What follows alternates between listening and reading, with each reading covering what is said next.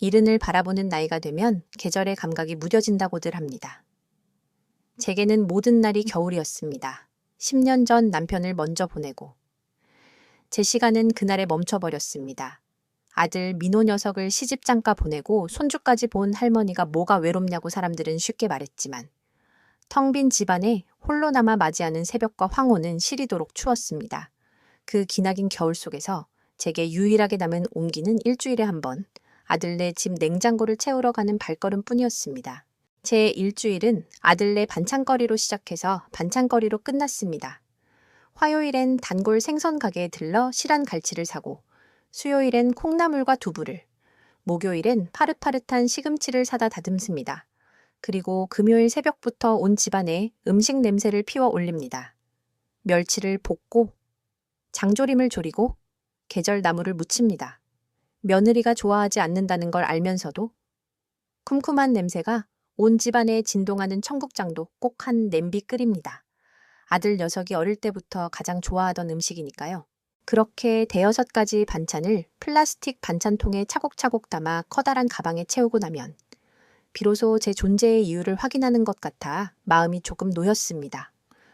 그래, 나는 아직 쓸모 있는 사람이구나.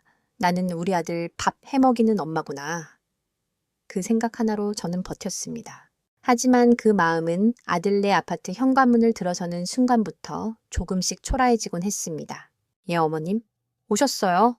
아이고, 뭘 이렇게 많이 해오셨어요. 냉장고 터지겠네. 맞벌이로 늘 피곤해 지친 며느리 지현이는 웃는 얼굴로 저를 맞았지만 그 목소리에는 언제나 미묘한 가시가 숨어 있었습니다. 오지 않으셔도 되는데? 라는 속마음이 제게는 훤히 들렸습니다. 며느리가 사다 놓은 유기농 채소와 백화점 즉석 식품들로 이미 비좁은 냉장고에 제가 만든 반찬통을 우겨 넣을 때면 저는 늘 죄인이 된 기분이었습니다. 제가 애써 만든 시금치나물 옆에 놓인 값비싼 포장 샐러드를 볼 때마다 제 정성이 낡고 시대에 뒤떨어진 것처럼 느껴져 가슴 한쪽이 아려왔습니다. 그래도 저는 모른 척했습니다. 지연이도 일하느라 힘드니까 그러겠지. 젊은 애들은 우리 때랑 입맛이 다르니까 그렇게 스스로를 위로하며 다음 주에는 뭘 더 맛있는 걸 해다 줄까 궁리했습니다. 그것만이 제가 민호 엄마로서의 자리를 지킬 수 있는 유일한 방법이라고 믿었기 때문입니다. 그날도 저는 양손 가득 반찬통을 들고 아들네 집을 나서는 길이었습니다. 마음 한구석이 허전한 것은 여전했습니다. 엄마, 고마워요 라는 아들의 말 한마디면 충분했지만 늘 제 마음 한편에서는 더 큰 무언가를 바라고 있었나 봅니다. 무거운 발걸음을 옮기며 집으로 향하는 길. 늘 지나던 길인데 그날따라 풍경이 조금 낯설게 느껴졌습니다. 아마 길과 공사장의 소음 때문에 저도 모르게 한 블록 안쪽 골목으로 접어들었던 모양입니다. 바로 그때였습니다. 제 발걸음을 멈추게 한 것은 끼익 슥슥 하는 규칙적인 소리와 코끝을 간지리는 짙은 나무 향기, 소리와 냄새를 따라 고개를 돌리자 그곳에 낡은 간판조차 없는 작은 목공소가 있었습니다. 수십 년은 좋게 되어 보이는 낡은 미닫이 문이 반쯤 열려 있었고 그 안쪽으로 따스한 주황색 불빛이 새어 나오고 있었습니다. 저는 홀린 듯 그곳으로 다가갔습니다. 열린 문틈으로 들여다본 공방 안은 바깥 세상과는 전혀 다른 시간이 흐르는 듯 고요했습니다. 그리고 그 고요함의 중심에 한 남자가 있었습니다. 희끗희끗한 머리카락에 작업복 위로 하얀 톱밥을 뽀얗게 뒤집어 쓴 남자. 그는 커다란 나무판에 몸을 기댄 채 긴 대패를 밀고 있었습니다. 슥 하고 대패가 지나갈 때마다 얇은 나무 껍질이 종이처럼 부드럽게 말려 올라갔습니다. 그의 표정은 보이지 않았지만 오직 나무에만 집중하고 있는 그의 단단한 등과 어깨에서 저는 눈을 뗄 수가 없었습니다. 세상의 모든 시름을 잊은 듯 오로지 나무와 교감하는 그의 모습은 어딘가 경건해 보이기까지 했습니다. 한평생 분주하게만 살아온 제게 그 모습은 큰 충격이었습니다. 제 삶은 늘 누군가를 향해 있었습니다. 남편, 그리고 아들. 제 기쁨과 슬픔은 언제나 그들의 표정에 따라 결정되었습니다. 그런데 저 남자는 저 고요한 공간 속에서 오롯이 자신만의 세계를 구축하고 있었습니다. 누구의 인정도, 누구의 관심도 필요 없다는 듯이 얼마나 서 있었을까? 그가 허리를 펴고 고개를 돌리려는 순간 저는 화들짝 놀라 몸을 숨겼습니다. 마치 도둑질이라도 하다가 들킨 사람처럼 심장이 두근거렸습니다. 저는 서둘러 그 골목을 빠져나왔습니다. 하지만 그날 이후 그 목공소는 제 비밀스러운 경유지가 되었습니다. 아들네 집에서 돌아오는 길이면 저는 의뢰의 그 골목으로 발걸음을 옮겼습니다.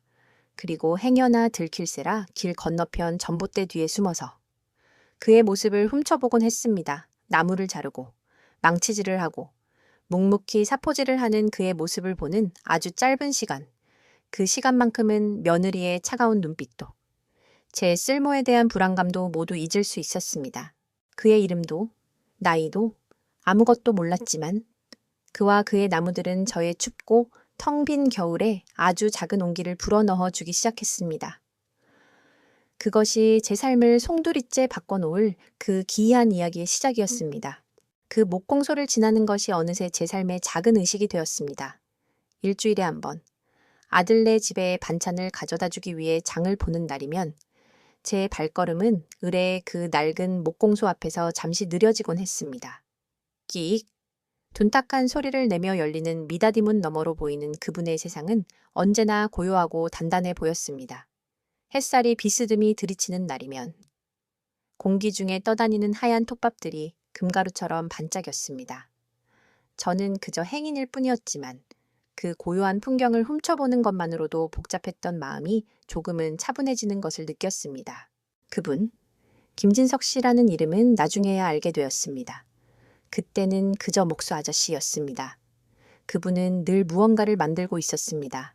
나무를 자르고 대패질을 하고 사포로 문지르는 그의 손길은 거칠고 투박했지만 그 움직임 하나하나에는 어떤 경건함마저 깃들어 있는 듯 했습니다.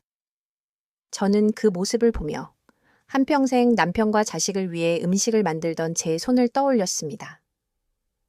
제 손길에도 저런 평온함이 담겨 있었을까?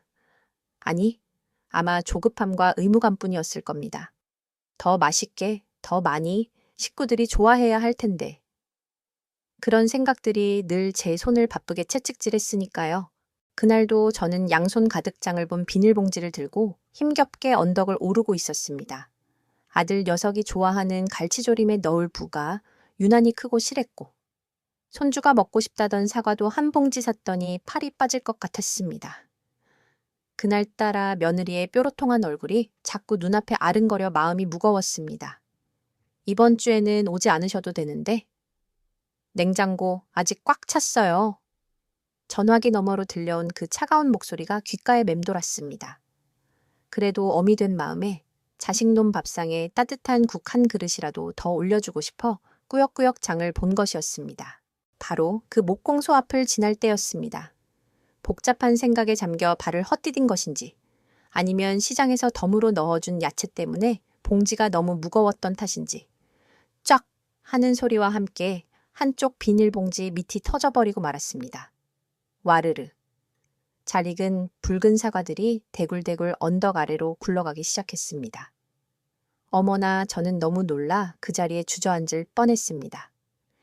지나가는 차라도 있었으면 어쩔 뻔했나 아찔한 생각이 들었습니다. 허둥지둥 굴러가는 사과들을 잡으려 했지만 늙고 둔해진 몸은 마음처럼 따라주지 않았습니다. 야속한 사과들은 제각기 다른 방향으로 흩어지고 있었습니다. 그때였습니다. 목공소의 낡은 미닫이 문이 열리더니 그분이 성큼성큼 걸어 나왔습니다. 톱밥이 뽀얗게 묻은 작업복 차림이었습니다. 그는 아무 말 없이 언덕 아래로 굴러가는 사과들을 척척 주워 담기 시작했습니다. 그의 크고 거친 손이 사과를 하나씩 집어 올릴 때마다 저는 어쩐지 부끄러운 마음에 얼굴이 화끈거렸습니다. 아이고, 괜찮습니다. 제가 할게요. 제가 겨우 입을 열자 그가 저를 돌아보며 처음으로 웃어 보였습니다. 깊게 팬 눈가의 주름이 참 선해 보이는 웃음이었습니다. 혼자 하시면 날 저물겠습니다. 할머니, 가만히 계세요. 그는 저를 할머니라 불렀습니다. 당연한 호칭인데도 왠지 낯설게 들렸습니다. 며느리에게 어머님으로 아들에게 엄마로만 불리던 제게 세상 속에 한 할머니라는 그 호칭이 새삼스러웠습니다. 그는 흩어진 사과를 모두 주워 자신의 작업용 앞침에 담아들고 제게로 왔습니다. 이런, 봉지가 아주 못쓰게 됐네요. 잠시 들어오시지요? 튼튼한 걸로 하나 내어드리겠습니다.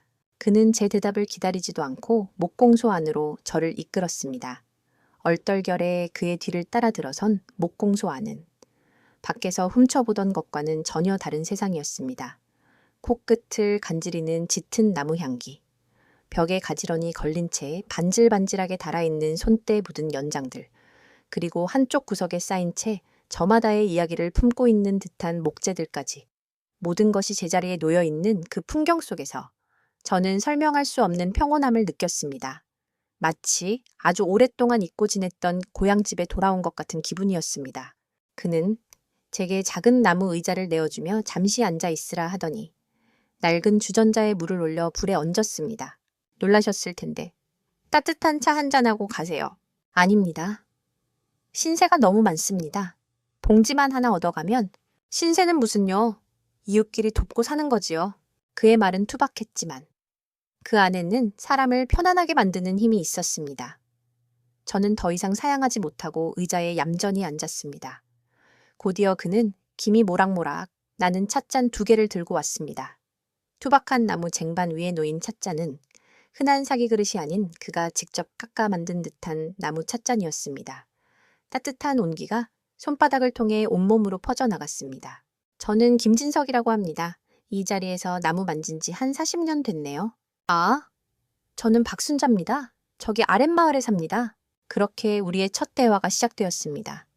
우리는 많은 이야기를 나누지 않았습니다. 그는 자신의 일에 대해 조금 이야기했고 저는 그저 고개를 끄덕이며 들었습니다. 하지만 이상하게도 침묵이 어색하지 않았습니다. 그의 공간을 채우고 있는 나무 향기와 찻잔의 온기와 가끔씩 들려오는 그의 나지막한 목소리가 어우러져 마치 오랫동안 알고 지낸 사이처럼 편안한 분위기를 만들어 주었습니다. 그날 저는 그가 내어준 튼튼한 장바구니에 남은 물건들을 담아 목공소를 나섰습니다. 돌아오는 발걸음이 이상하리만치 가벼웠습니다. 그 후로 일주일이 지났습니다. 다시 장을 보러 가는 날. 제 마음은 이전과는 조금 달랐습니다. 그 목공소 앞을 지날 때. 혹시나 그를 다시 볼 수 있을까 하는 작은 기대감이 생겼기 때문입니다. 아니나 다를까. 그는 문을 활짝 열어놓고 작은 나무 조각을 다듬고 있었습니다. 저를 발견한 그가 먼저 고개를 들어 인사를 건넸습니다. 지난번엔 잘 들어가셨습니까? 네, 덕분에요. 아주 튼튼한 장바구니를 주셔서 제가 멋쩍게 웃으며 말끝을 흐리자 그가 잠시 일손을 멈추고 제게 다가왔습니다. 잠깐 들어오시죠? 드릴 것이 있습니다. 궁금한 마음에 그를 따라 안으로 들어서자 그는 작업대 위에 놓인 작은 물건 하나를 제게 내밀었습니다. 그것은 바로 나무로 만든 숟가락이었습니다. 결이 곱고 부드러운 나무를 정성껏 깎아 만든 손에 쥐기 딱 좋은 크기의 숟가락이었습니다. 표면은 어찌나 매끄럽게 다듬었는지 마치 아기 피부처럼 보드라웠습니다. 이게 뭔가요? 숟가락입니다. 그가 옅은 미소를 지으며 말했습니다. 지난번에 뵈니 할머니 걸음이 너무 바빠 보이더군요. 아마 식사도 허겁지겁 하실 것 같아서요. 이 나무 숟가락으로 밥을 드시면서 한술 뜰 때마다 조금 천천히 꼭꼭 씹어 드시라고요. 당신을 위한 밥상이니까요.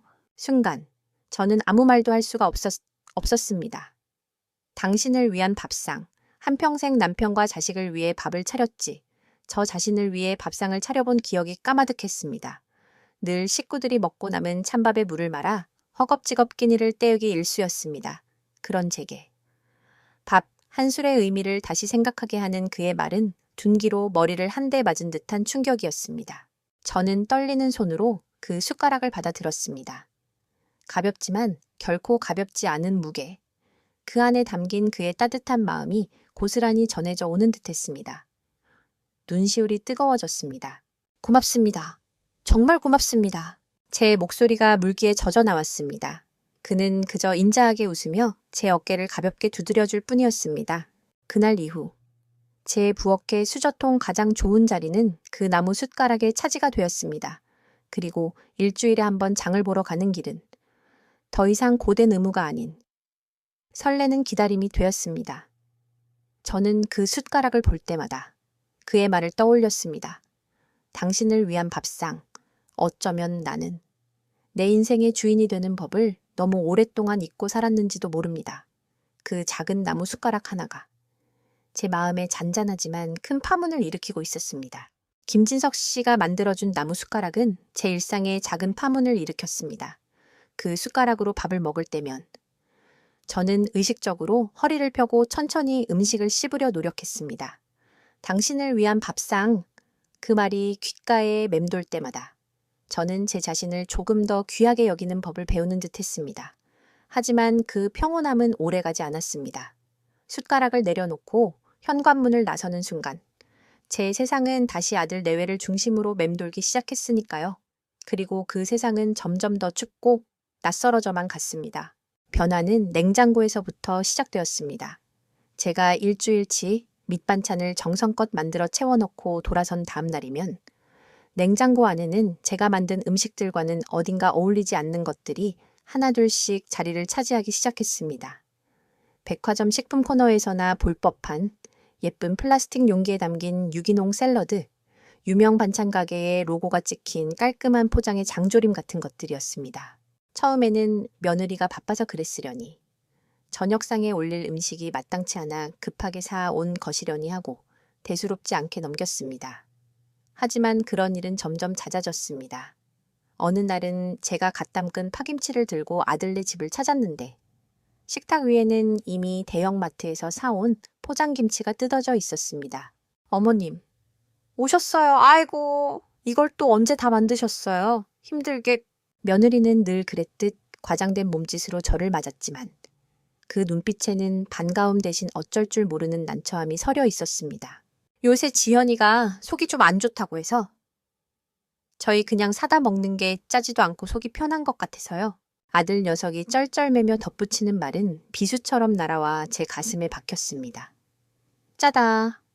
한평생 제 음식 솜씨를 칭찬하던 아들이었습니다.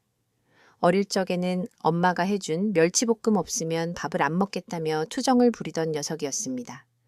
그런 아들의 입에서 나온 짜다는 말은 단순히 음식 맛에 대한 평가가 아니었습니다. 그것은 제 존재 자체에 대한 거부처럼 들렸습니다. 제 방식, 제 사랑, 제 정성 모두가 이제는 낡고 시대에 뒤떨어진 것이 되어버렸다는 선고와도 같았습니다. 그날 이후 저는 오기가 생겼습니다. 그래, 짜다고 했지. 그럼 짜지 않게, 더 맛있게, 더 건강하게 만들어주면 될 것 아닌가. 저는 요리책을 뒤지고 인터넷을 검색하며 저염식 조리법을 공부하기 시작했습니다. 비싼 유기농 채소를 사고 설탕 대신 양파와 과일을 갈아 단맛을 냈습니다.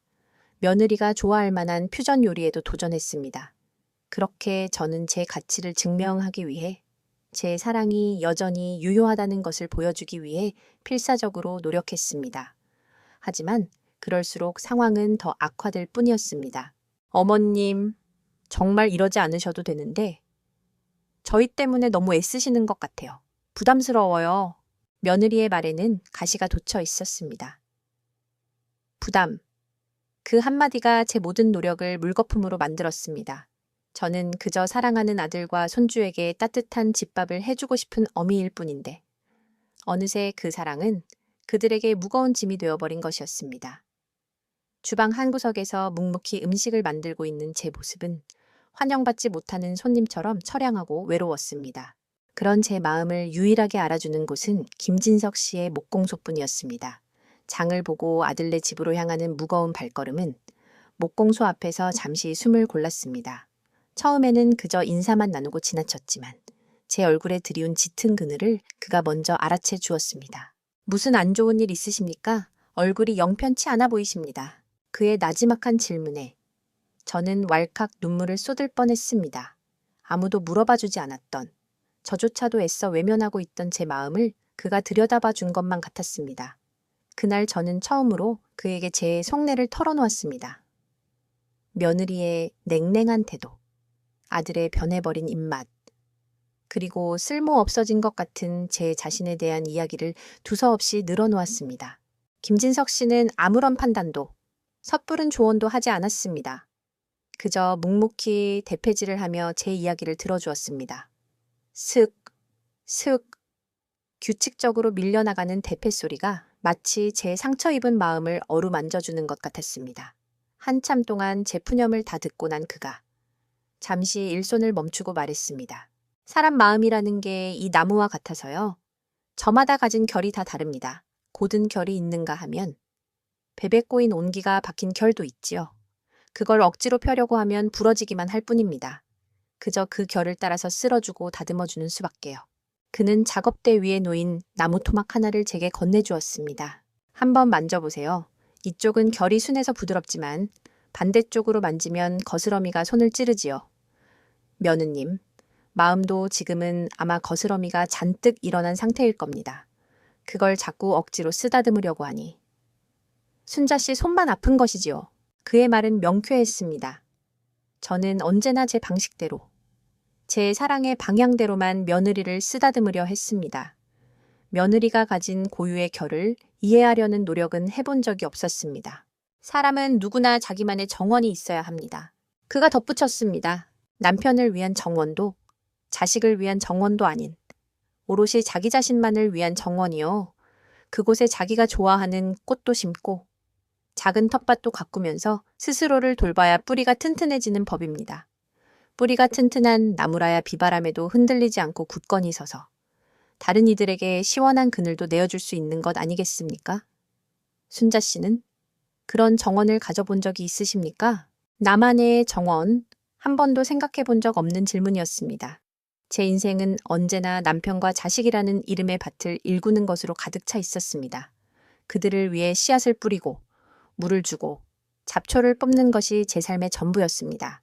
정작 제 마음속 정원은 아무도 돌보지 않아 황무지처럼 버려져 있었는데도 말입니다. 그날 이후 저는 김진석 씨의 목공소를 더 자주 찾았습니다. 때로는 말없이 그가 일하는 모습을 지켜보기만 했고 때로는 소소한 일상 이야기를 나누었습니다. 그는 아내와 사별한 이야기, 젊은 시절 목수일을 배우며 고생했던 이야기, 그리고 나무를 만질 때 가장 큰 행복을 느낀다는 이야기를 담담하게 들려주었습니다. 그의 이야기를 들으며 저는 제 삶을 조금씩 다른 각도에서 바라보기 시작했습니다. 하지만 현실은 변하지 않았습니다. 아들네 집의 냉장고는 점점 더 낯선 음식들로 채워졌고 제 반찬통은 구석으로 밀려나기 일쑤였습니다. 저는 여전히 제 가치를 증명하기 위해 음식을 만들었고 그럴수록 제 마음의 정원은 더욱 메말라갔습니다. 갈등의 골은 점점 깊어졌고 그 위태로운 긴장감 속에서 저는 곧 터져버릴 것 같은 시한폭탄을 안고 하루하루를 버티고 있었습니다. 폭풍 전야의 고요함, 그것이 바로 제 위태로운 일상이었습니다. 그날은 유난히 하늘이 잿빛이었습니다. 금방이라도 차가운 겨울비가 쏟아질 듯 세상은 온통 무채색으로 가라앉아 있었습니다.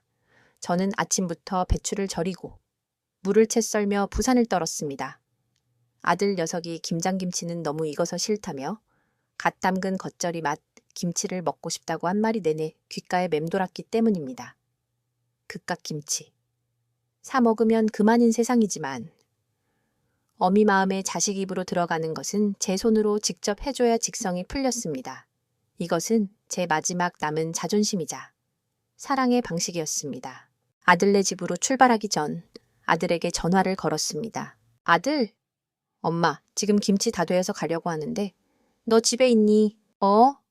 엄마, 어서 와.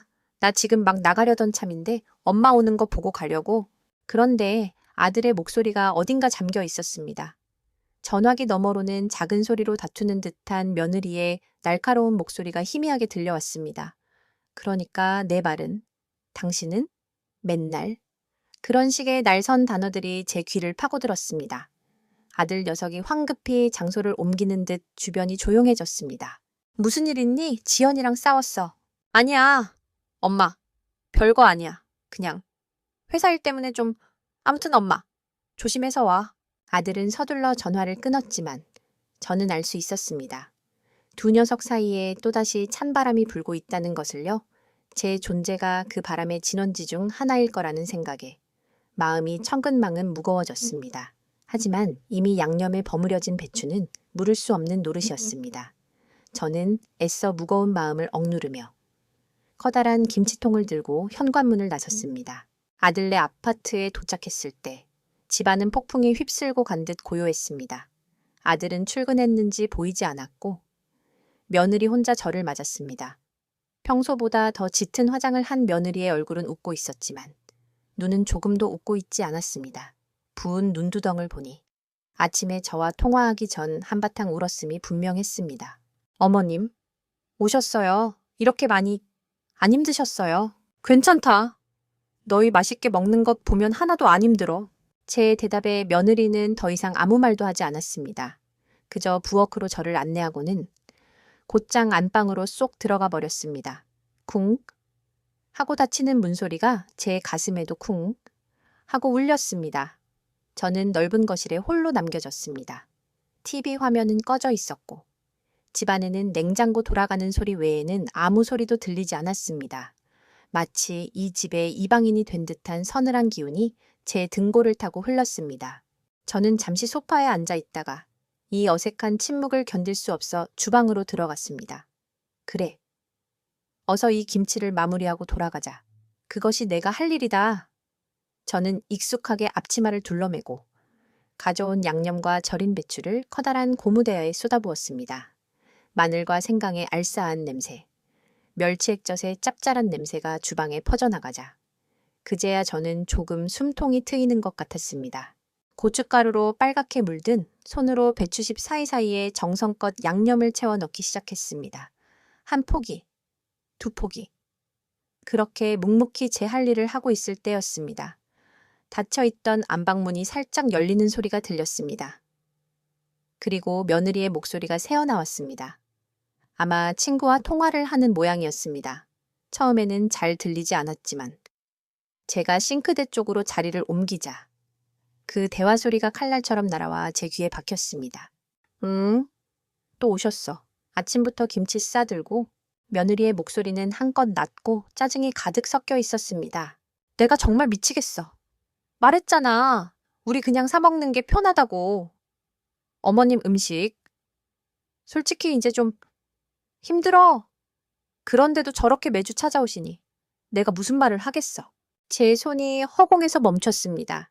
심장이 바닥으로 쿵 하고 떨어지는 것 같았습니다. 숨이 막혀. 정말이야. 이 집이 내 집이 아니라 그냥 어머님 부엌의 연장선 같아.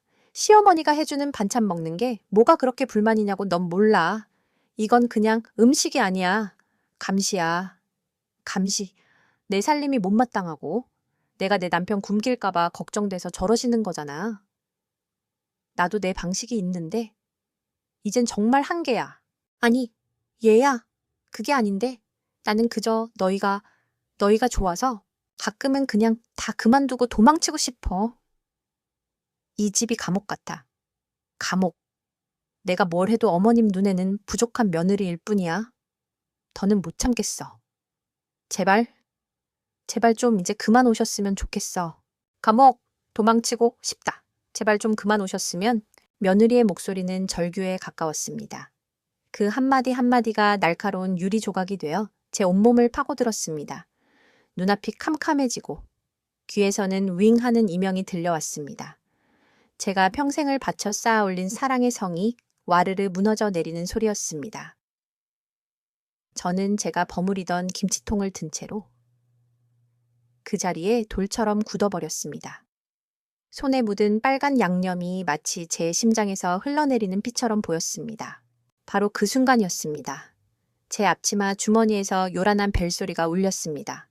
온몸의 신경이 곤두선 상태에서 들려온 그 소리에 저는 심장이 멎을 뻔했습니다. 온몸을 부들부들 떨며 겨우 주머니에서 휴대폰을 꺼내 들었습니다. 화면에는 김진석 씨라는 이름이 떠 있었습니다. 여보세요. 제가 겨우 목소리를 쥐어짜내자 전화기 너머에서 김진석 씨의 다급한 목소리가 터져 나왔습니다. 평소에 그 차분하고 인자한 목소리가 아니었습니다. 마치 무언가에 쫓기는 사람처럼 그의 목소리는 절박하고 또렷했습니다. 박순자 씨, 지금 당장 그 집에서 나오세요. 아무것도 묻지 말고 그냥 당장 나오세요. 네, 무슨? 여보 제 말 들어요. 그 집에서 당장 나와요. 위험해요. 어서요. 그가 저를 여보라고 불렀습니다. 놀랄 겨를도 없었습니다. 그의 목소리에 담긴 엄청난 긴박감과 불안감이 전화선을 타고 그대로 제게 전달되었습니다. 마치 제 등 뒤에 금방이라도 무서운 일이 닥칠 것 같은 공포가 엄습했습니다. 며느리의 저주와도 같았던 말들과 김진석 씨의 절박한 외침이 머릿속에서 뒤엉켰습니다. 저는 더 이상 아무 생각도 할 수 없었습니다. 손에 들고 있던 김치통을 쨍그랑 소리를 내며 바닥에 떨어뜨렸습니다. 빨간 김치 국물이 사방으로 튀었습니다. 하지만 돌아볼 여유가 없었습니다. 머릿속에는 오직 도망쳐야 한다는 생각뿐이었습니다. 저는 앞치마를 두른 채로 맨발 위에 양말만 신은 그 모습 그대로 현관문으로 달려갔습니다. 슬리퍼를 신을 생각조차 하지 못했습니다. 손이 덜덜 떨려 현관문 잠금 장치가 한 번에 열리지 않았습니다. 몇 번을 헛손질한 끝에 겨우 문을 열고 저는 뒤도 돌아보지 않고 집 밖으로 뛰쳐나갔습니다. 차가운 복도 바닥이 양말만 신은 제 발바닥에 그대로 와 닿았습니다. 저는 엘리베이터를 기다릴 생각도 하지 못하고 비상계단을 향해 달렸습니다. 쿵, 쿵, 쿵. 제 심장 소리가 온 계단에 울리는 것 같았습니다. 몇 층을 내려왔는지, 어떻게 1층까지 왔는지 기억나지 않습니다. 정신을 차렸을 때 저는 아파트 현관문 밖에 차가운 보도블록 위에 서 있었습니다. 쌩쌩 지나가는 자동차들의 불빛이 어지럽게 번졌고 사람들은 이상한 눈초리로 저를 힐끔거렸습니다. 꼬리말이 아니었을 겁니다. 머리는 산발이고 얼굴은 눈물과 콧물로 범벅이 된 채 고춧가루가 묻은 앞치마를 두르고 양말만 신고 서 있는 늙은 여자. 제 자신이 너무나도 초라하고 부끄러워서 몸이 저절로 움츠러들었습니다. 어디로 가야 하지 제 이름으로 된 작은 빌라가 있었지만 그곳으로 돌아가고 싶지 않았습니다. 그 텅 빈 공간에 홀로 앉아 오늘 있었던 일을 곱씹을 자신이 없었습니다. 아들의 집은 이제 제가 돌아갈 곳이 아니었습니다. 며느리의 목소리가, 감옥이라는 그 단어가 메아리처럼 귓가를 맴돌았습니다. 저는 갈 곳을 잃었습니다. 이 넓은 세상에 제가 발 디딜 곳은 한 군데도 없는 것 같았습니다. 그때 제 발이 저절로 움직이기 시작했습니다. 아무 생각도 없었는데 마치 오랫동안 기억해둔 지도를 따라가듯 익숙한 골목길로 접어들었습니다. 제 의지와는 상관없이 제 몸이 이끄는 대로 제 영혼이 원하는 곳으로 발걸음이 향하고 있었습니다. 그곳은 바로 김진석 씨의 목공소였습니다. 제 삶에서 유일하게 평온함을 느꼈던 곳, 따뜻한 나무 냄새가 나는 곳, 그리고 저를 걱정해주는 목소리가 있는 곳. 목공소가 시야에 들어왔을 때 저는 그가 문 앞에 서 있는 것을 보았습니다. 마치 제가 오기를 기다리고 있었다는 듯이 그는 초조한 얼굴로 길 저편을 계속해서 살피고 있었습니다. 제 모습을 발견한 그의 얼굴에 안도감과 걱정이 뒤섞인 복잡한 표정이 스쳐 지나갔습니다. 저는 그와 눈이 마주치는 순간 참고 있던 마지막 무언가가 툭 하고 끊어지는 것을 느꼈습니다. 순자 씨, 그가 제 이름을 부르며 달려왔습니다. 저는 아무 대답도 하지 못하고 그 자리에 서서 엉엉 울기 시작했습니다. 아이처럼. 체면도 부끄러움도 모두 잊은 차에 서럽게 울었습니다. 그는 제게 무슨 일이 있었냐고 묻지 않았습니다. 왜 그런 꼴로 뛰쳐나왔냐고 다그치지도 않았습니다. 그저 제게 다가와 톱밥이 묻어 거칠지만 넓고 따뜻한 그의 손으로 제 팔을 부드럽게 감싸 안았습니다. 괜찮습니다. 이제 괜찮아요. 우선 안으로 들어갑시다. 발이 얼음장 가꾸려. 그는 저를 부축해 목공소 안으로 이끌었습니다. 안으로 들어서자 익숙한 소나무 향기가 저를 감쌌습니다. 바깥 세상의 차가운 공기와 사람들의 시선으로부터 저를 보호해주는 안전한 막이 쳐진 것 같았습니다. 그는 저를 작업대 옆 작은 의자에 앉혔습니다. 그리고는 제 앞에 쪼그려 앉아 제 양말을 조심스럽게 벗겼습니다. 차갑고 더러워진 제 발이 부끄러워 안으로 오므리자 그가 고개를 들어 저를 보며 나지막이 말했습니다. 부끄러워할 것 없습니다. 여기까지 오느라 고생한 발인데. 그는 따뜻한 물수건을 가져와 제 발을 정성껏 닦아주었습니다. 그리고는 어디선가 낡았지만 깨끗한 털신 한 켤레를 가져와 제 발에 신겨주었습니다. 발끝에서부터 따스한 온기가 온몸으로 퍼져나갔습니다. 그 작은 온기에 얼어붙었던 제 마음이 속절없이 녹아내리기 시작했습니다. 흐어엉. 저는 더 이상 참지 못하고 목 놓아 울었습니다. 며느리에게 들었던 모진 말들, 쓸모 없어진 내 존재에 대한 서러움, 한평생을 바친 세월에 대한 억울함, 그리고 이 비참한 상황에서도 저를 걱정해주는 이 남자에 대한 고마움까지. 모든 감정이 뒤엉켜 걷잡을 수 없는 울음이 되어 터져 나왔습니다. 제 울음소리가 텅 빈 목공소를 가득 채웠습니다. 김진석 씨는 제 옆에 가만히 서서 제 등이 잠잠해질 때까지 기다려 주었습니다. 제가 조금 진정되자 그는 아무 말 없이 제 어깨에 그의 손을 얹었습니다. 투박하고 굳은 살이 박이고 나무의 결이 새겨진 그의 손. 하지만 그 손은 세상 그 어떤 것보다도 따뜻하고 굳건했습니다. 울지 마세요 혹은 힘내세요 같은 흔한 위로의 말 한마디 없었지만 그 손길 하나엔 내가 여기 있소. 당신은 혼자가 아니오 하는 모든 말이 담겨 있는 것 같았습니다. 저는 그의 손길에 의지해 제 안에 남아있는 마지막 눈물 한 방울까지 모두 쏟아냈습니다. 한참을 울었을까요? 더 이상 흘릴 눈물도 남아있지 않을 때쯤 그는 따뜻한 김이 모락모락 피어오르는 나무 찻잔 하나를 제 손에 쥐어주었습니다. 알싸하면서도 향긋한 생강향이 코끝을 찔렀습니다. 몸이 추우면 마음도 더 추워지는 법입니다. 천천히 마셔요. 저는 떨리는 손으로 찻잔을 들고 한 모금 마셨습니다. 뜨거운 생강차가 목구멍을 타고 내려가며 차갑게 식어버린 속을 훈훈하게 데워주었습니다. 그는 제가 차를 다 마실 때까지 아무것도 묻지 않고 제 맞은편에 앉아 작은 나무 조각을 매만지고만 있었습니다. 모든 것을 쏟아내고 나니 극심한 피로가 몰려왔습니다. 눈꺼풀이 청은망은 무거워졌습니다. 제 모습을 본 그가 자리에서 일어나 목공소 안쪽에 있는 작은 방으로 저를 안내했습니다. 그곳에는 그가 잠시 눈을 붙일 때 사용하는 듯한 작은 간이 침대가 놓여 있었습니다. 여기서 좀 누워요. 아무 생각도 하지 말고. 그냥 좀 자요. 자고 일어나면 그래도 조금은 나아질 겁니다. 저는 그의 말에 이끌려 홀린 듯 침대에 누웠습니다. 그가 낡은 담요를 꺼내 제 어깨까지 덮어주었습니다. 톱밥 냄새와 햇볕에 잘 마른 냄새가 섞인 담요는 이상하리만치 포근했습니다. 저는 그를 올려다보았습니다. 역광 때문에 그의 얼굴은 잘 보이지 않았지만 그가 저를 가만히 내려다보고 있다는 것을 알 수 있었습니다. 고맙습니다. 쉬어요. 그것이 마지막이었습니다. 저는 깊고 깊은 잠 속으로 빠져들었습니다. 악몽도 서러움도 없는 아주 오랜만에 찾아온 평온한 잠이었습니다. 얼마나 잤을까? 눈을 떴을 때 제 몸은 솜처럼 무겁게 가라앉아 있었습니다. 낯선 천장이 눈에 들어왔고 코끝에는 짙은 나무 향기가 맴돌았습니다. 제 몸을 덮고 있는 담요에서는 햇볕 냄새가 났습니다. 아주 잠시. 여기가 어디인지? 내가 왜 여기에 누워 있는지 기억이 나지 않았습니다. 그러다 어제 있었던 일들이 파편처럼 머릿속을 스쳐 지나갔습니다. 며느리의 차가운 목소리, 바닥에 쏟아진 김치, 김진석 씨의 다급한 외침, 그리고 양말만 신은 채 차가운 거리를 헤맸던 제 비참한 모습까지 모든 것이 한꺼번에 밀려오자 다시금 눈물이 핑 돌았습니다.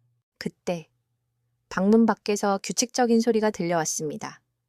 슥, 슥, 슥. 대패가 나무의 표면을 스치며 지나가는 소리였습니다. 그 소리는 이상하리만치 제 마음을 차분하게 가라앉혔습니다. 저는 자리에서 일어나 문을 살짝 열었습니다.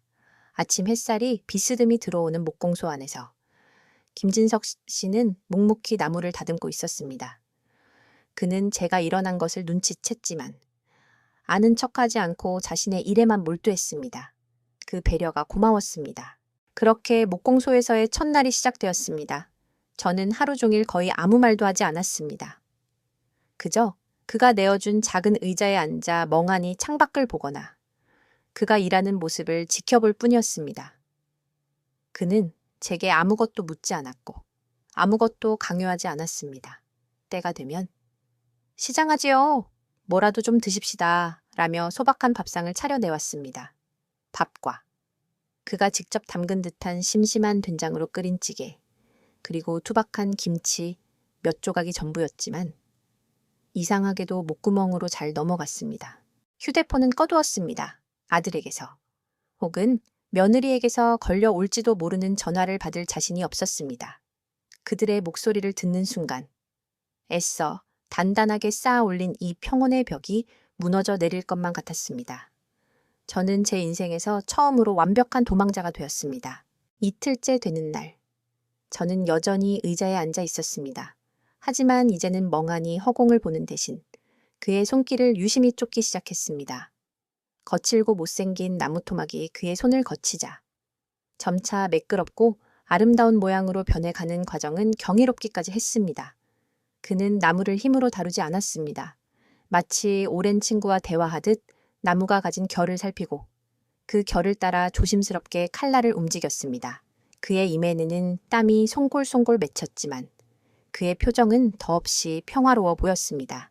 한평생 조급함과 의무감으로 음식을 만들던 제 모습과는 너무나도 달랐습니다. 그는 자신의 일을 진심으로 사랑하고 즐기고 있었습니다. 셋째 날 아침, 제가 또다시 의자에 앉으려 하자 그가 저를 불렀습니다. 순자 씨, 거기 앉아만 있으면 온몸이 쑤실 겁니다. 이리 와서 이거라도 좀 해보시지요.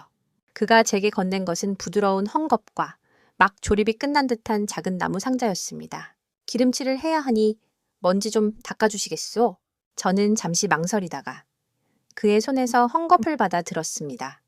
그리고 조심스럽게 나무 상자의 표면을 닦기 시작했습니다. 제 손끝으로 매끄러운 나무의 감촉이 전해져 왔습니다. 향긋한 나무 냄새가 더 짙게 피어올랐습니다. 그것은 아주 단순한 일이었습니다. 하지만 수십 년 만에 처음으로 저는 누군가를 위해서가 아닌 그저 일 자체에 집중하고 있는 제 자신을 발견했습니다. 그것이 시작이었습니다. 그는 제게 빗자루를 쥐어주며 바닥에 톱밥을 쓸게 했고 창가에 놓인 작은 화초에 물을 주게 했습니다. 그리고 며칠이 더 지난 어느 날 오후 그는 제 손에 사포 한 장을 쥐어주었습니다.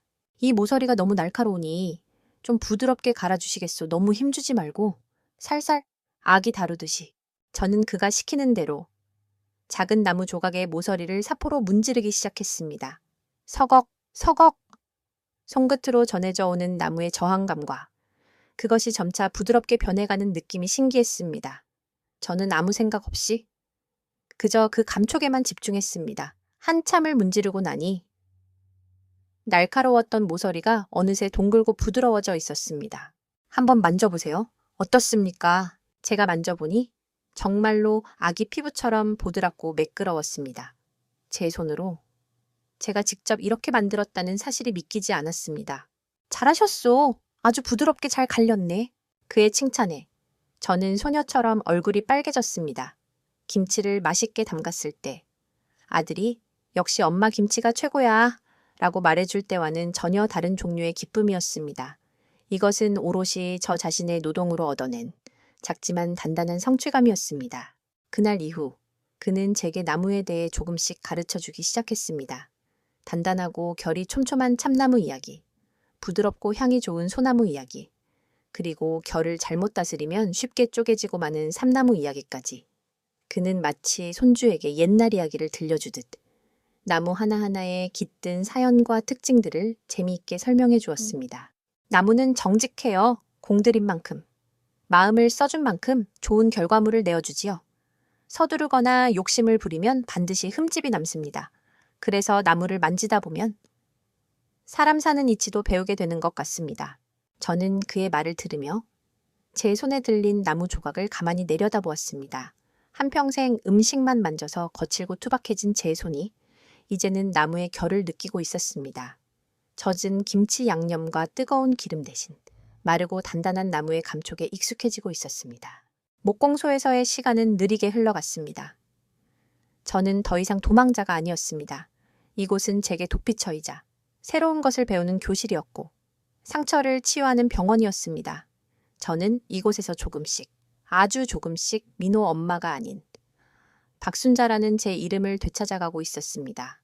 아직 아들 내외의 문제는 아무것도 해결되지 않았지만 적어도 저는 이제 그 문제를 마주할 아주 작은 용기를 얻기 시작했습니다.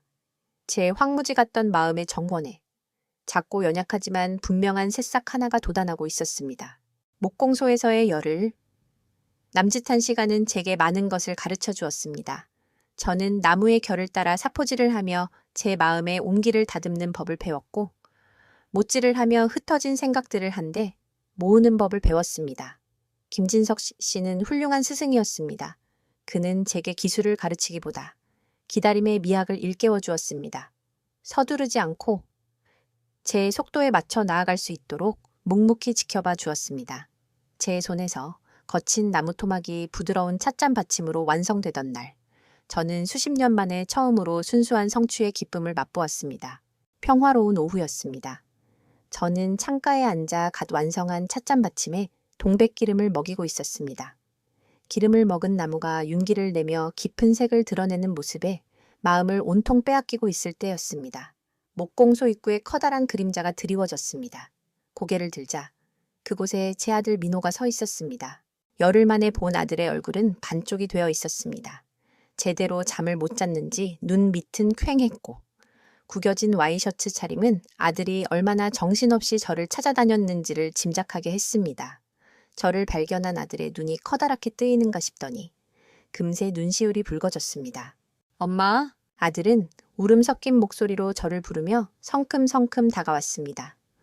그 목소리를 듣는 순간 제 심장이 쿵 하고 내려앉았습니다. 애써 단단하게 다져놓았던 마음이 속절없이 흔들렸습니다. 하지만 저는 자리에서 일어나지 않았습니다.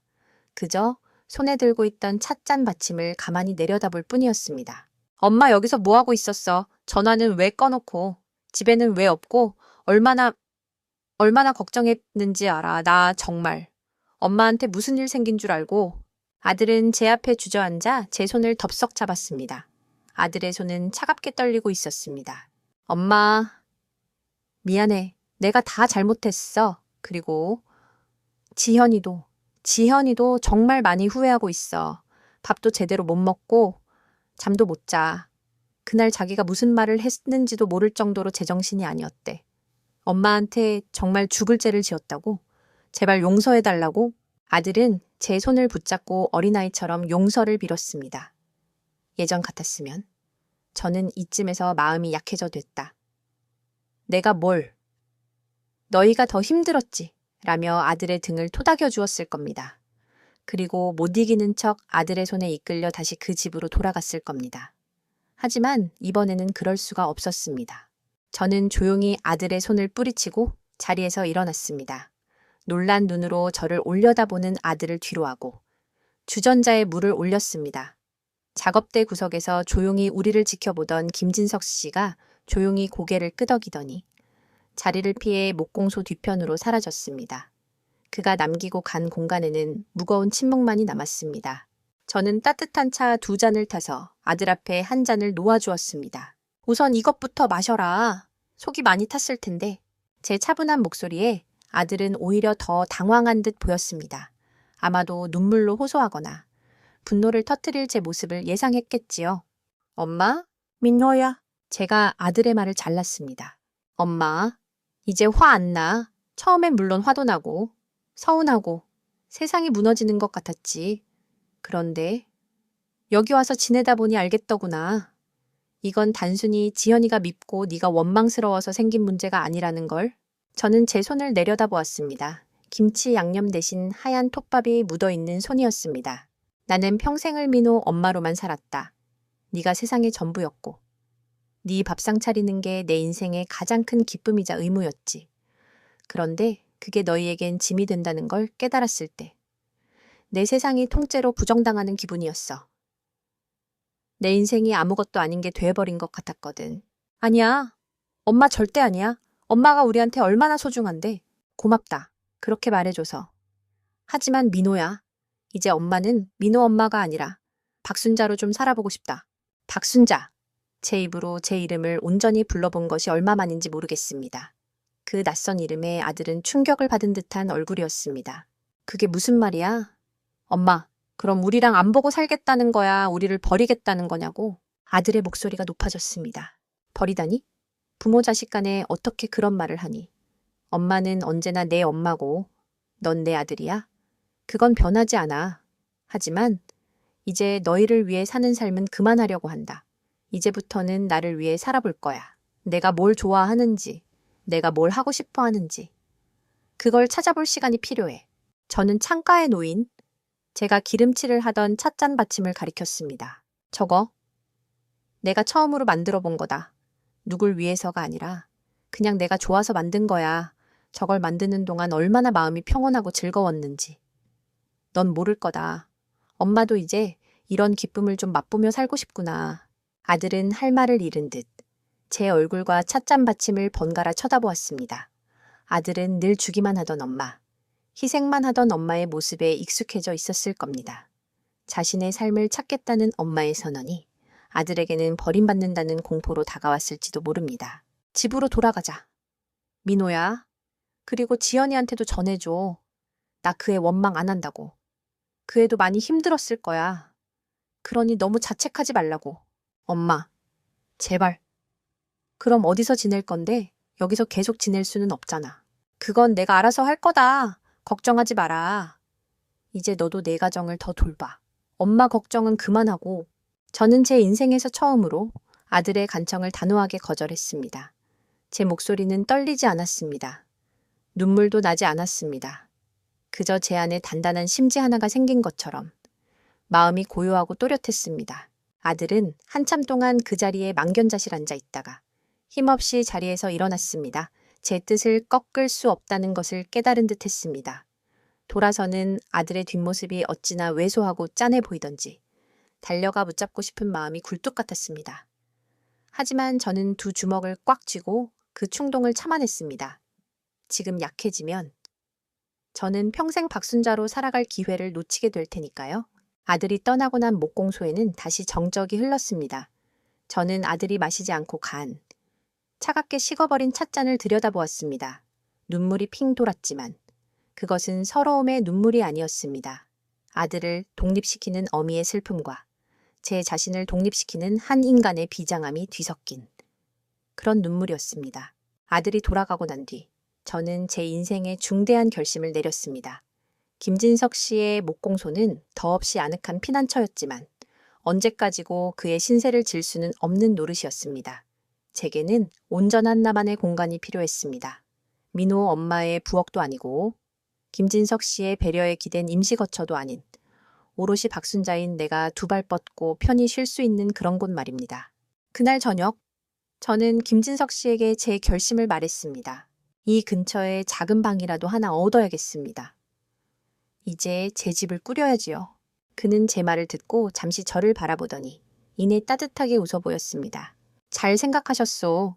그럼 내일부터 같이 알아보러 다닙시다. 이 동네 부동산은 내가 원하니 볕 잘 들고 조용한 곳으로 찾아봅시다. 그는 제 결정을 만류하거나 더 머물다 가라고 붙잡지 않았습니다. 그저 제 새로운 시작을 당연하다는 듯이 응원해 주었습니다. 그 믿음이 제게는 큰 용기가 되었습니다. 다음 날부터 우리는 함께 집을 보러 다녔습니다. 그리고 사흘 만에 목공소에서 걸어서 10분 거리에 있는 작은 빌라의 월세방을 계약했습니다.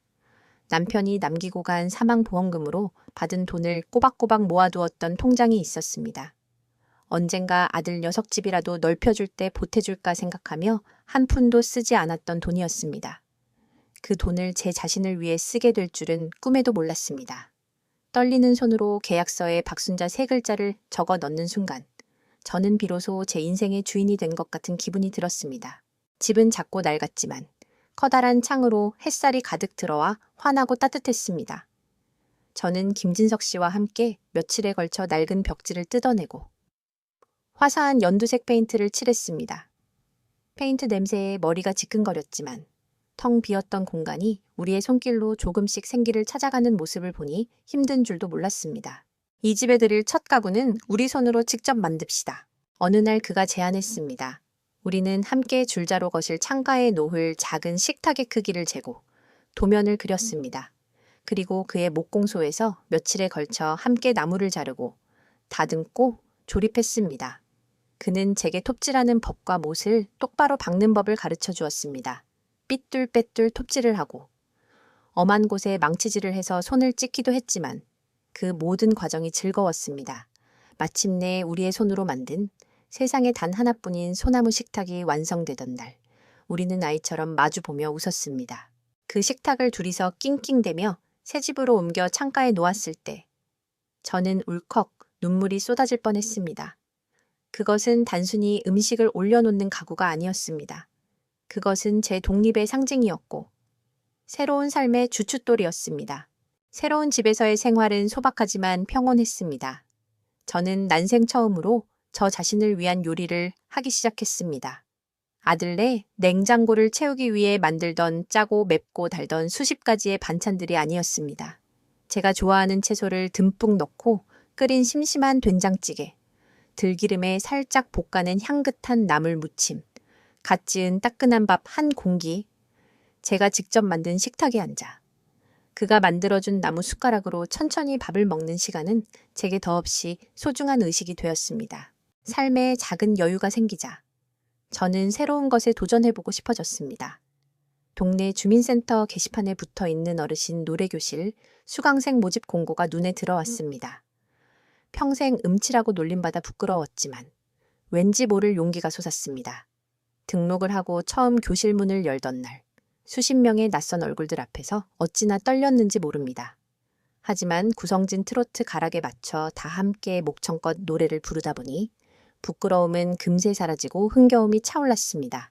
그곳에서 저는 새로운 친구들을 사귀었습니다.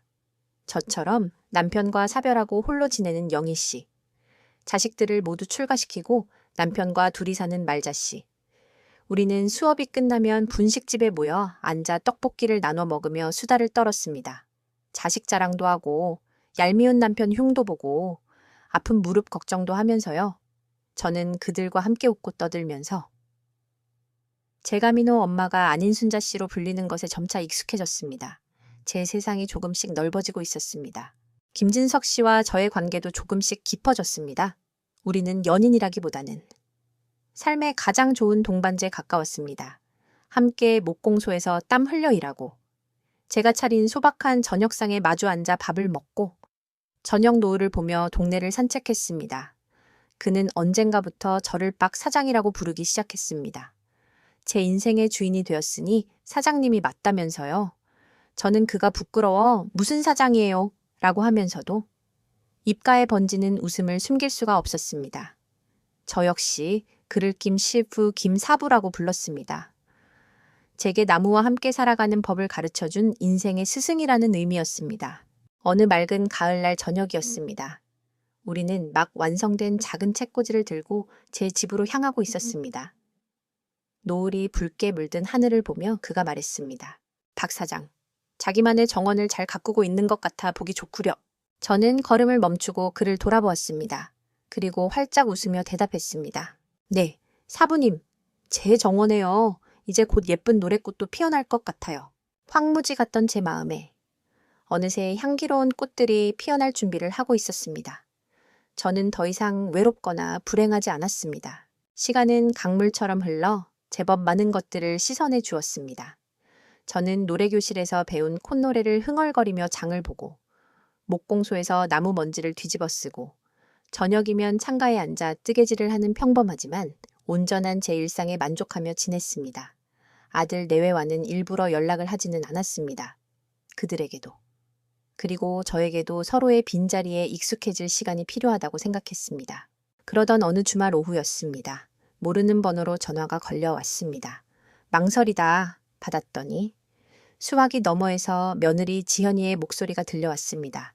한 달여 만에 듣는 목소리였습니다. 어머님, 저 지현이에요. 잘 지내시죠? 며느리의 목소리는 조심스럽고 가늘게 떨리고 있었습니다. 그래? 나는 잘 지낸다. 너는 어떠냐? 저도 그럭저럭요. 저기, 어머님, 혹시 오늘 저녁에 아주 잠깐이라도 찾아뵈어도 될까요? 민호 씨랑 같이요. 찾아뵈어도 될까요? 라고 묻는 며느리의 말이 낯설었습니다. 예전에는 늘 일방적으로 찾아오던 저였지. 그들이 제 허락을 구하고 찾아온 적은 단 한 번도 없었기 때문입니다. 그 작은 변화가 제 마음의 빗장을 조금 열게 만들었습니다. 그래라. 저녁은 먹었니? 안 먹었으면 와서 같이 먹자꾸나. 아니에요. 어머님, 절대 음식 같은 거 하지 마세요. 저희 그냥 얼굴만 뵈러 가는 거예요. 부담 갖지 마세요. 제발요. 며느리는 손사래를 치듯 다급하게 말했습니다. 저는 옅게 웃으며 그러라고 대답하고 전화를 끊었습니다. 그날 저녁 저는 평소와 똑같이 저 혼자 먹을 만큼의 밥을 짓고 애호박을 썰어 넣어 된장찌개를 끓였습니다. 저녁 7시쯤 초인종이 울렸습니다. 문을 열자 아들과 며느리가 어색한 표정으로 서 있었습니다. 며느리의 손에는 예쁜 난초 화분이 들려 있었습니다. 어서 들어오너라. 집 안으로 들어선 두 사람은 잠시 말을 잃은 듯 두리번거렸습니다. 페인트 칠이 된 산뜻한 벽, 창가에 놓인 소나무 식탁, 그리고 한쪽 벽을 채운 작은 책꽂이까지. 아마도 두 사람은 제가 어둡고 좁은 방에서 외롭게 지내고 있을 거라 상상했을지도 모릅니다. 하지만 그들의 눈앞에 있는 것은 작지만 제 손길이 다 아늑하고 정갈하게 꾸며진 온전한 저의 공간이었습니다. 우리는 창가 식탁에 마주 앉았습니다. 어색한 침묵이 흘렀습니다. 먼저 그 침묵을 깬 것은 며느리였습니다. 며느리는 자리에서 일어나 제 앞에 무릎을 꿇고 고개를 깊이 숙였습니다. 어머님, 제가 정말 잘못했습니다. 얘야? 이게 무슨 짓이냐? 어서 일어나거라. 제가 놀라 며느리를 일으키려 했지만 며느리는 고집스럽게 고개를 숙인 채 말을 이었습니다. 아니요, 어머님, 이렇게라도 해야 제 마음이 조금이라도 편할 것 같아요. 제가 어머님께 얼마나 큰 상처를 드렸는지 어머님이 사라지고 나서야 깨달았습니다. 정말 죄송합니다. 며느리의 어깨가 잘게 떨리고 있었습니다. 제가 어머님께 감옥 갔다고 말씀드렸지요? 그건 사실 제 마음이 감옥이었어요. 회사에서는 인정받고 싶은데 일은 뜻대로 안 되고 집에 오면 서툰 살림에 아이 키우는 것까지 모든 게 버겁고 힘들었어요. 제 자신이 너무 초라하고 싫었는데 그 화풀이를 가장 편하고 쉬운 상대였던 어머님께 한 거예요. 어머님의 사랑을 당연하게 여기고 제 감정 쓰레기통으로 삼았던 거예요. 용서하지 마세요. 어머님, 저는 용서받을 자격도 없습니다. 며느리는 끝내 엎드려 오열하기 시작했습니다. 그 울음소리에는 진심 어린 후회가 담겨 있었습니다. 저는 며느리의 등을 말없이 쓸어주었습니다. 이 아이도 참 많이 힘들었구나. 제 며느리이기 이전에 이 험한 세상을 살아가는 젊은 여자로서, 엄마로서 참 외롭고 고단했겠구나. 예전 같았으면 미처 헤아리지 못했을 그 아이의 고통이 제 마음속으로 고스란히 전해져 왔습니다. 고개를 들거라, 얘야. 제가 나지막이 말하자. 며느리는 눈물로 엉망이 된 얼굴을 들어 저를 보았습니다. 나도 너에게 좋은 시어머니는 아니었다. 내 방식만이 사랑이라고 믿고 너를 내 틀에 맞추려고만 했지. 네가 얼마나 숨 막혔을지. 이제는 나도 조금 알 것 같구나. 우리 서로에게 상처 준 건 이제 그만 잊자. 그리고 다시 시작하자꾸나. 제 말에 며느리의 눈이 커졌습니다. 아들 녀석도 안도의 한숨을 내쉬었습니다. 마침 보글보글 끓는 된장찌개 냄새가 집안에 퍼졌습니다. 마침 저녁 차렸는데 너희도 같이 먹고 가거라. 별건 없지만 저는 두 사람에게 수저를 놓아주었습니다. 셋이서 작은 식탁에 둘러앉아 된장찌개 하나를 놓고 밥을 먹었습니다. 제가 차렸던 그 어떤 진수성찬보다도 따뜻하고 맛있는 저녁 식사였습니다. 아들은 엄마, 그냥 된장찌개인데 왜 이렇게 맛있어? 라며 두 그릇을 뚝딱 비웠고 며느리는 말없이 밥을 먹으며 연신 눈물을 훔쳤습니다. 식사를 마치고 두 사람이 돌아갈 채비를 할 때 제가 말했습니다. 지현아, 민호야, 이제 엄마 걱정은 그만하고 너희 둘이서 잘 살아. 나도 이제 내 인생 즐기면서 재미있게 살 거니까. 그리고 며느리의 손을 꼭 잡아주며 덧붙였습니다. 앞으로는 내가 너희 집에 손님으로 놀러가마. 맛있는 걸 사들고 우리 손주 보러 할머니로 갈게. 그러니 너도 더는 부담 갖지 말고 네 방식대로 마음 편히 내 살림을 꾸려나가거라. 너는 충분히 좋은 엄마고 좋은 아내다. 제 말에 며느리는 다시 한번 눈물을 터뜨렸지만 그것은 아까와는 다른 따뜻한 감사의 눈물이었습니다. 두 사람을 배웅하고 현관문을 닫았습니다. 집안에는 며느리가 가져온 난초 화분이 향긋한 내음을 풍기고 있었습니다. 깨어졌던 관계는 다시 이어졌습니다. 하지만 예전과는 다른 서로의 공간을 존중하고 서로의 삶을 응원해주는 훨씬 더 건강하고 단단한 모습으로 말입니다.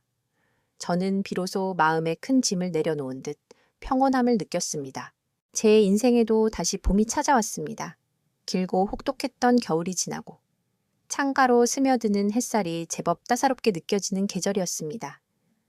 저는 이제 더 이상 새벽같이 일어나 누군가를 위한 밥을 짓지 않습니다. 대신 아침 햇살에 눈을 뜨면 제가 직접 만든 작은 식탁에 앉아 향긋한 커피를 내리고 노래교실에서 배운 노래를 흥얼거립니다.